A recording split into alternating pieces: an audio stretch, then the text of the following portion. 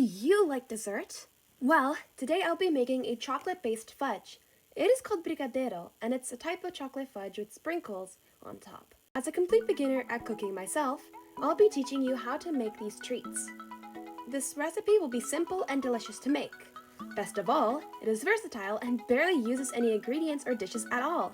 Before we start, we will need 4 ingredients. We need butter, condensed milk, cocoa powder, and sprinkles.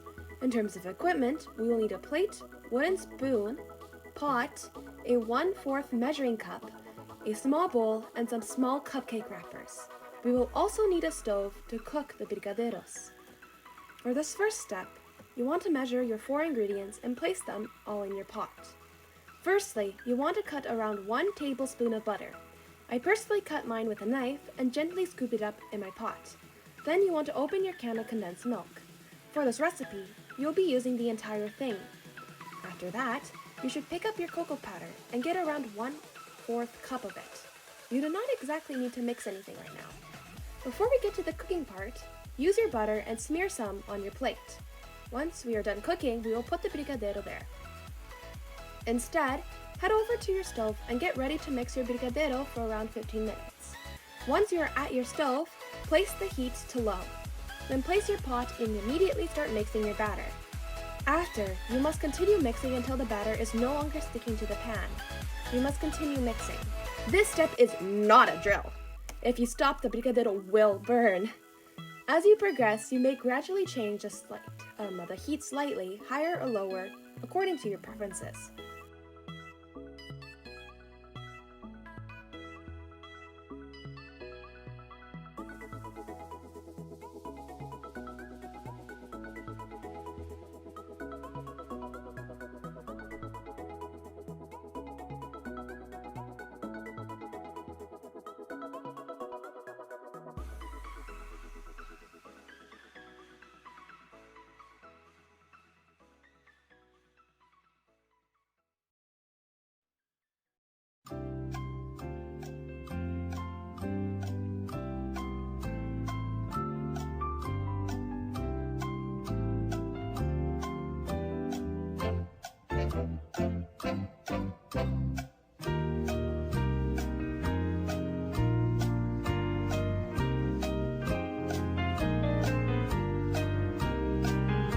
Once you are done, place your brigadeiro on your buttered plate.